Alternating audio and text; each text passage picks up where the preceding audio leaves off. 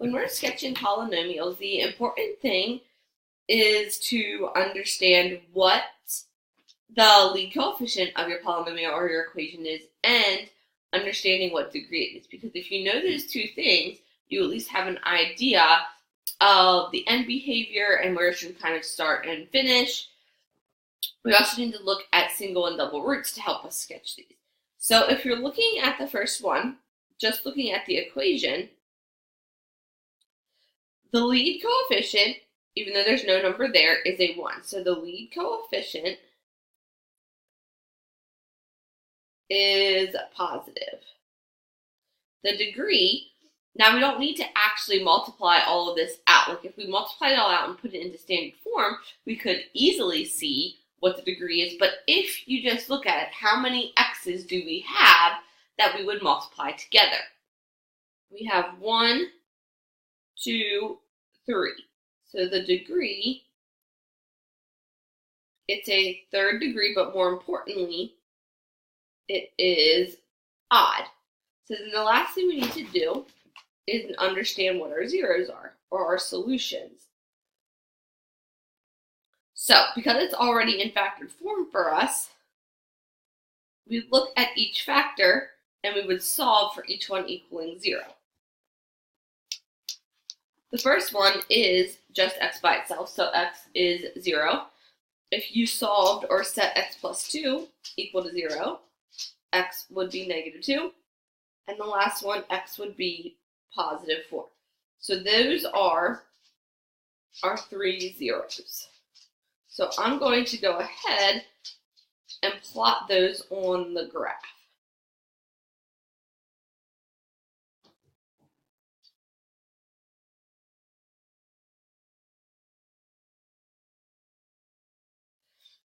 So from your last 0, the 0, 4, if our equation is positive, we know that from that last 0, it should end going up. We also know that if the degree is odd, it should start in the opposite direction. So right away, we can already see where the two ends should be going. So now we just have to check, are there any roots that are double? Because remember we talked about double roots coming down and touching the x-axis. So like this here would be a double, but your other one on the right would be a single. So because there's nothing in our equation that's squared, these are all single roots. So they all go through the graph. None of them come down and touch, they all go through. So we can actually just connect them right away. So let's look at number 2, see if it makes a little more sense for the next one. So same thing, what's the lead coefficient? Negative 1. So the lead coefficient is negative. What's the degree? Well, we've got 2, 3, this one's squared, so 4, 5. So the degree is a fifth, so this one will also be odd. And the zeros, or solution, are x squared. If you set x squared equal to 0, x would still be just 0. X is positive 1, and x is negative 2. So negative 2, 0, and 1. So plot those on your graph.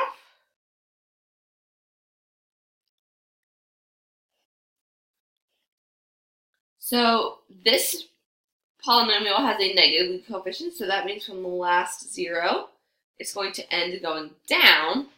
And because it's odd, the first end is going to go the opposite direction. So we always know our two end pieces for sure.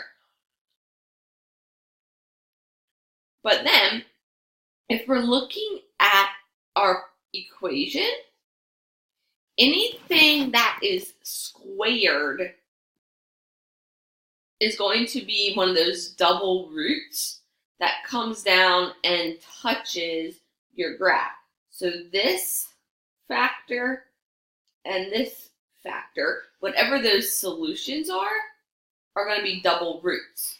So those factors gave us the zeros, -2 and 0. So we know that they have to come down and just touch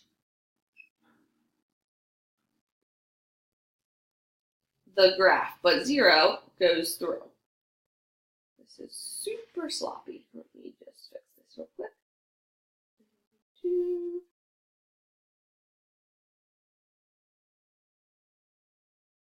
Okay, so we know that -2 was double. We know that 0 is double, but our value 1 goes through.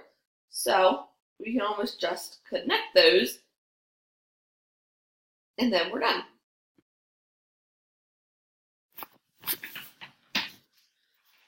So let's do 3 and 4.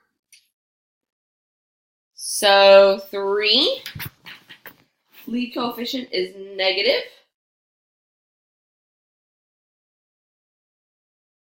Degree, we have a squared, so 2, 3, 4. So 4th degree, which is even. And our zeros are going to be -1, +1, and 4. So I would put those on the graph. -1, +1, and 4.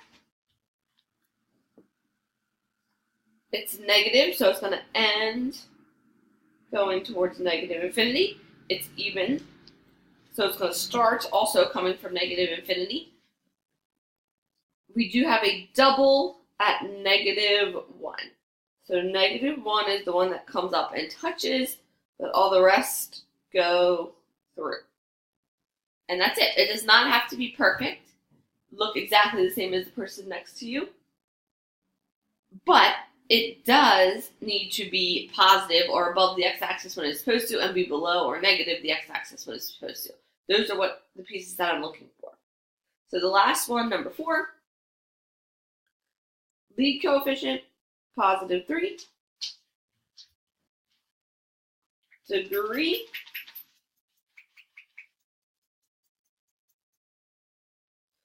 so we've got 3, 4, 5. So 5th. Now, this guy here, x - 2, counts as a triple root, but the triple roots don't come and touch your point. They will go through your x-axis.